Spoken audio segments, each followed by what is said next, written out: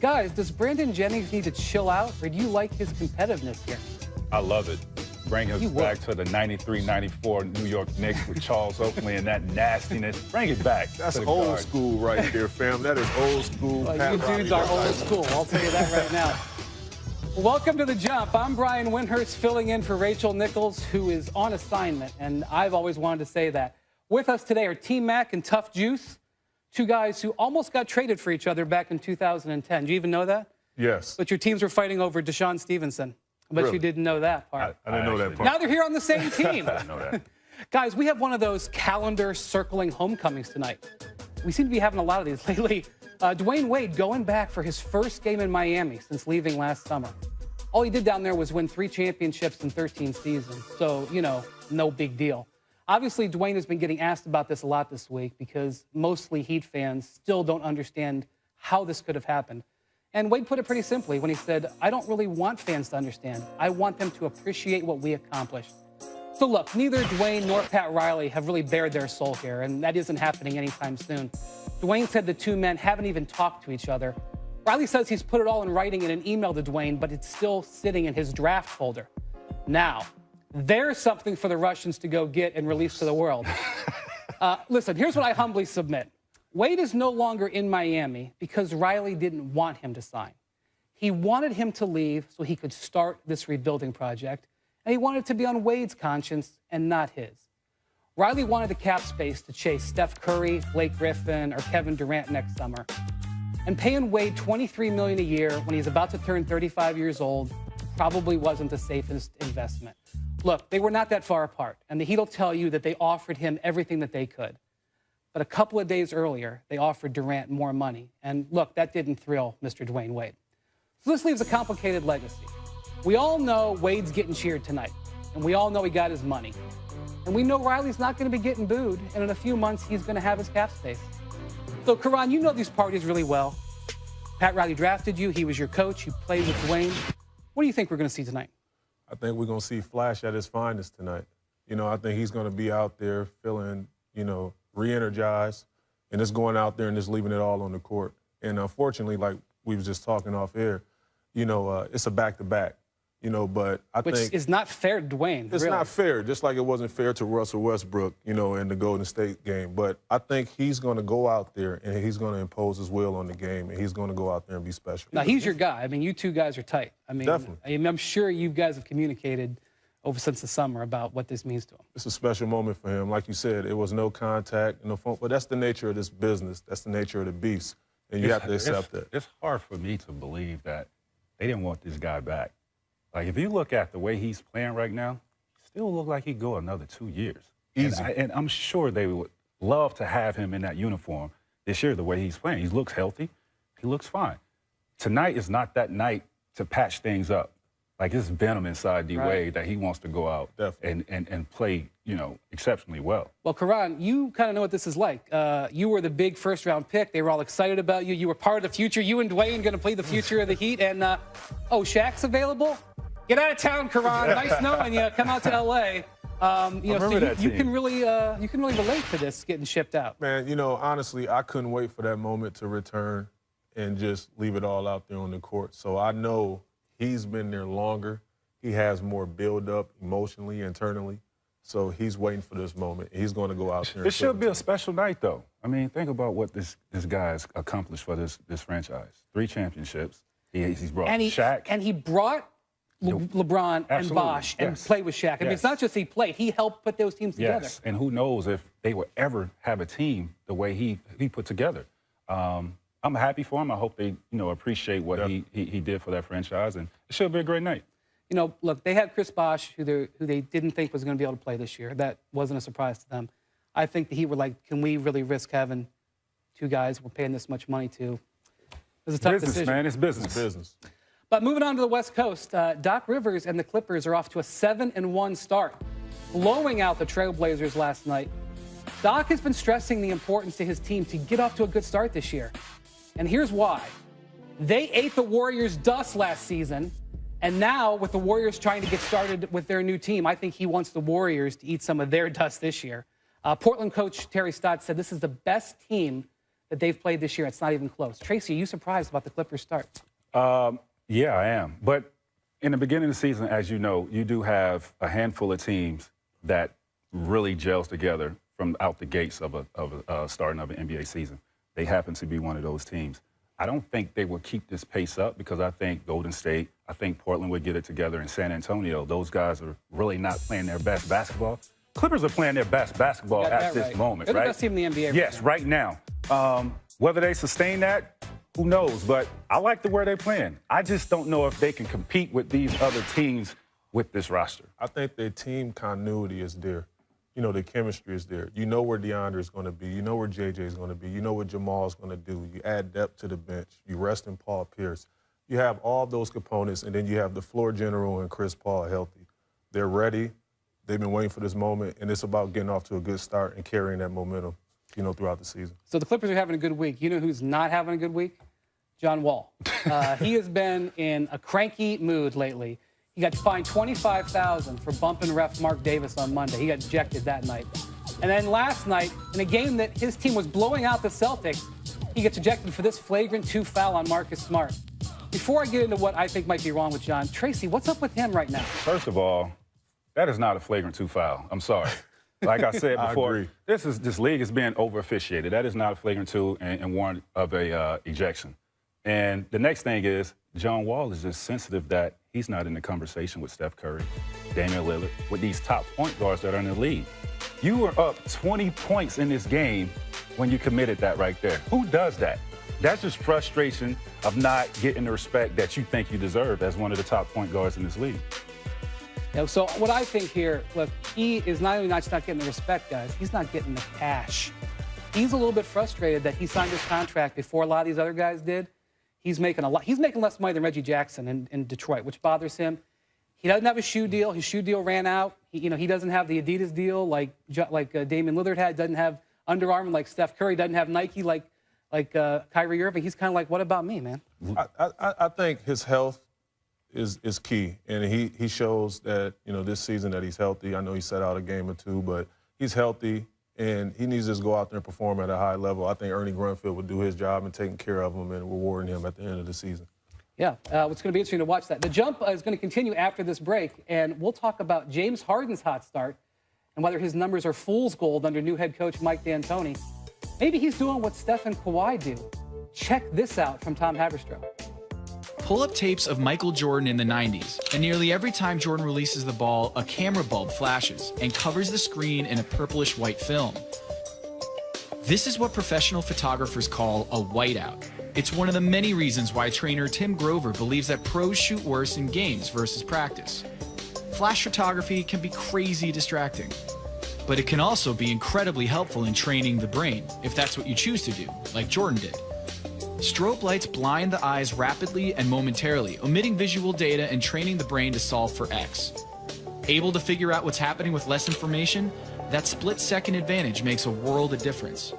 Steph Curry used it to improve his neuromuscular efficiency, going from 286 three-pointers in 2015 to 402 in 2016, and the first unanimous MVP in league history.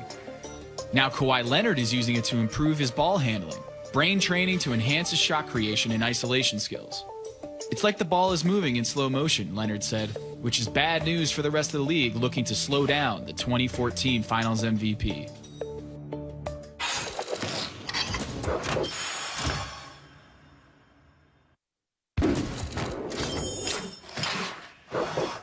Tonight, as a surprise and token of appreciation, we would like to invite Robert Misery from Cause of War to the court to help us present him with his new service dog, Murphy. Thank you, Cow Harbor Warriors and Luke Court for donating this session.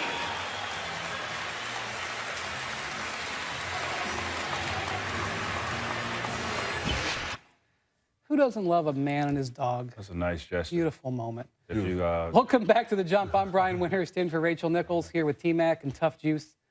James Harden posted an absurd triple-double last night. 24 points, 15 assists, and 12 rebounds in a win over the Spurs. Yesterday, we learned that Harden thinks he's the best player in the game. Tracy, you put up some pretty ridiculous numbers on some bad teams every now and then. You think Harden's numbers are fool's gold? You also play for some good teams. I just want to know that occasionally you played on some not so good ones. I think him scoring and averaging 30 points is not fool's gold, but 15 assists, I think that's a little bit of fool's gold. Being that D'Antoni's system is tailor-made for, a guy that handles the ball 90% of the time, open up with shooters out there on the perimeter. It helps when you have guys like Ryan Anderson and Eric Gordon knocking down 48% of their threes. But James Harden is a great player, great scorer, and I don't know if 30, 15, and eight rebounds can be, what he does. Ron, you'd have gotten a max contract if you played for Mike D'Antoni. You'd have put up some numbers. For sure. I think his player usage is off the charts right now, and what he's doing is, he's playing the point guard position because Beverly was hurt earlier on, and he's just maximizing that, and he's doing everything. He's scoring. He got the lime green light. He's, getting the assists. He got shooters around him, and he's maximizing that. The lime green light. I love that. Well, offensively, there's really not too many guys in our league better than him offensively. The thing about it is that, D'Antoni and Harden bring some baggage into this, right? Because we know that guys put up numbers. Absolutely. When they play for D'Antoni. We also know that when the chips are down, Harden's not been able to get the stops on the defensive end. So we can all get excited and look at these numbers and be like, wow, wow, wow. But will it matter when it gets serious? That's the thing. Yes, the numbers are inflated, but when it really counts, when they play against some of these great teams, granted, they played Dallas twice and, a couple other teams that are not as good as a Golden State, San Antonio, and the Clippers. Let's see as we get, late in the latter part of the year and these guys continue to play this way. But, if he puts up these numbers and these guys are shooting the ball this way, they're a tough team to beat. I'm just happy to see him in a good place after last season, not finishing the way he started, not making any of the all-NBA teams and coming back with this fuel to, get them over the hump. Yeah, let's take a moment to talk about their competition last night. Last year the Spurs won 39 consecutive home games. They didn't lose until April when the Warriors beat them down there. They're 1-3 at home now. They've lost 3 in a row on their home court. Karan, you worried at all about San Antonio? No, I'm not. They got a culture that's, that's parallel to what we see in the New England Patriots in football. And, they're going to continue to move forward. I think, not having Tim Duncan in there is a transition on the fly that they're going through. But Kawhi Leonard, working out with Kobe this summer, being the go-to guy now, Manu Ginobili, all those guys, they're going to figure it out. They haven't been healthy. Danny Green's just coming back. Yeah, his first game last Tony night. Parker is out. And even when he was in, he didn't look like he was healthy. He was moving slow.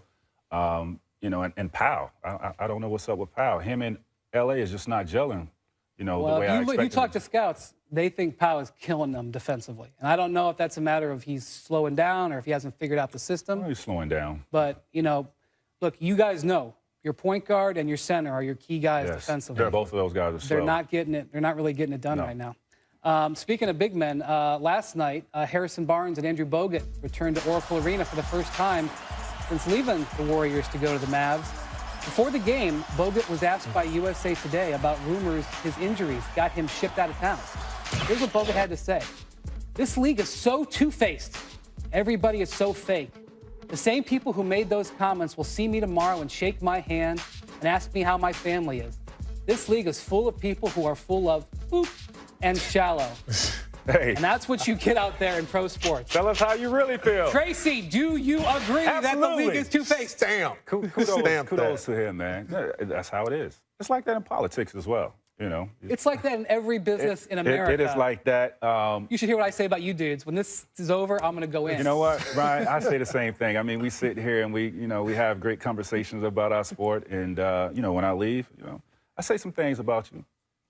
Because you like to send subliminal shots sometimes, I know, too. I'll give you the side eye. Yeah. Last year we saw Bogut get hurt in the finals. J.R. Smith ran into him just like almost, I thought, wrecked his knee. He was very lucky to avoid serious injury. Yeah. There were people in the Warriors organization whispering, like, it happens, Can he play? Can he come back and play? Should he have come back and played during the finals? I think if he was able to, he would be out there. That's what I would think, because too. he was a huge part of what they was doing, and plus him being the anchor defensively in the middle. They needed him out there. Unfortunately, he wasn't able to play, and you saw that. And now he's just expressing himself. I question the guy's integrity and his mindset when he's on a bad team. But when he's on a championship. In the finals. Right. Yeah. When he's on a championship, team, there's no way. Either you guys feel like this in your careers where, maybe somebody really important was like saying one thing to your face and saying another thing behind your It back? happens. Absolutely. It happens like that all the time in professional sports. It happens like that in life. That's the nature of the beast in life, and you just got to move forward. Yeah, I think the real reason Andrew Bogut's not there is they needed the money to sign Kevin Durant. Any other reason like that is Play JaVale McGee. Up next, we'll discuss DeMar DeRozan and his scoring outburst to start the season. But first, a very special edition of Distant Replay from the year 1999. The Lakers are trying to get out and break now, but the wrong people are shooting. I wouldn't want Fisher necessarily to take that shot that fast. Oh, and there's a swing by O'Neal, and they got a brouhaha on the floor. Somebody swung, but we'll have to see who. But Shaquille pushes him, and then Barkley hits him with the ball. And there's a punch, a left hand. Shaquille threw the first punch. Both Barkley and O'Neal will be ejected.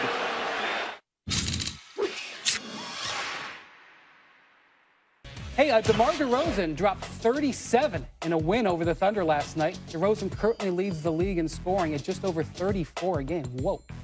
Tracy, do we need to start paying more attention to the old DDR?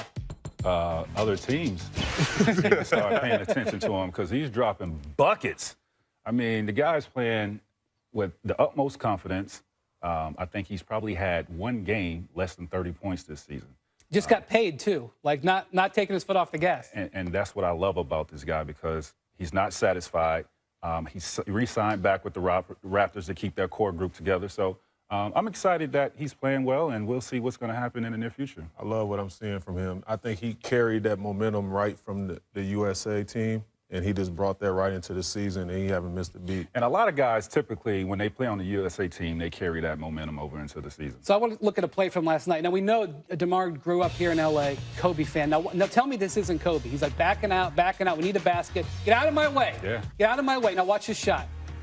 How about that? How about low? Oh, look at that. Glass, though. Now, I don't know if he called glass, but it went in. But that's he loves Kobe. And he's making shots in mid-range right now. He's telling his teammates to get the heck out of the way. Get this. He's playing Kobe ball. Get this. He's averaging 34 points and has only taken 12 threes. Only made 2 threes this year. That's crazy. That's getting buckets. That's No old school. roof so you can see me shine. Yeah. Meek Mill. He reminds me of you, though. He got to add that deep ball. I had the deep ball a little bit. All day. Well, he grew up idolizing Tracy, or he grew up idolizing Kobe, but I'll bet he's got a little Tracy in his Got a little game. something. I see the little hezzy. He got a good sense. He better. All right, it's time for Make or Miss. And first up, we got Make and some clapbacks. Dr. Robert Clapper said of Dirk Nowitzki's injury, the key to his right Achilles injury is that despite help from his German treater, what's a German treater? He can't escape the fact that he's 38. How about Dirk's clapback? Ha! You figured that one out all by yourself? Very impressive. He got his license from Auburndale High School. Karan, I love it, man. you like that? I love it, man. Dirk finally talking back. I love it. I mean, that hair. Forget about who's doing that. Who's doing that hair? That's old school Dirk right there. That's look like 20-year-old Dirk right there. Maybe 17-year-old. I look like Ellen right there. Wow. Miss, respect. A couple of good blocks from the league last night. First, we got Russ Westbrook on Corey Joseph. Yikes. And then Miles Turner turns away, and I mean turns away Robert Covington. Matt, which was more disrespectful? Man, look, yeah, both of them were disrespectful, but I got to go with Miles Turner on down, blocking the alley-oop, and he's falling down. Young fella. Get some of that, Covington. I mean, Russ just blocked it and that was just, I don't know if it went out of bounds or They went. both disrespectful. That went down the block, around the corner, and down the hill to the railroad track right I'm just here. surprised somebody from the Pacers was playing defense. Next up, a make leadership. This is leadership. Luke Walton guarded some of his bigs in practice yesterday, and he got bullied.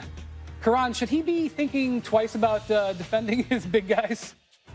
You know what? I think he's trying to get a feel on what they need to work on and, you know, their strengths of the game. And what better way to get out Peep there this, and though. keep the tendencies out. If you don't score on your coach, can he void your contract? Huh? If you can't score on your head coach, can he void your contract? He was in the league a couple years ago, wasn't that? Hey, what do you guys think about the Lakers so far? They're doing better. Playing hard, man. Luke is doing a great job of coaching these guys. He's doing a great job of flopping. That's what. Big ups to my man Swaggy P. He's balling right now. Getting it done on Opportunity. defense. All right, miss. Joakim Noah down in the post last night. Puts up the baby hook and gets nothing but backboard. Guys, should we even bother defending him? Guys?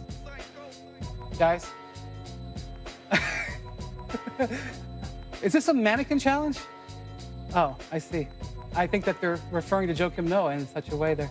Oh, yeah. I'm back. Yeah. Hey, man, that's just one of those things where, you know, your big fella is, you know, working his butt off on the defensive end, getting some rebounds. We're just gifting one. See what he can do with it. $72 million, 4 years. What happened? I don't know what happened. I like Noah, man. I love what he, you know, represent on and off the court, man. He'll figure it out. Make bloopers here. We got Raps Thunder, Andre Roberson. He's on the break. He's going to have a highlight play. Oh, and then he falls on the cameraman. See, Bad to worse. I think slipping on the cameraman is more embarrassing than just missing that right there because he almost twisted his ankle right there. Now, I know you Going guys out of have bounds. had chance for like, I'm going to get on SportsCenter, and then, This happened to the best of us. You know, you miss a dunk and, you know, you slip. It all goes wrong on that one play right there. Yeah, not good. well, don't worry, you guys. Don't you worry. Did we Relax. just complete the mannequin challenge Rachel on the jump? is back tomorrow with an exclusive look at the Cavs trip to the White House. We'll see you then.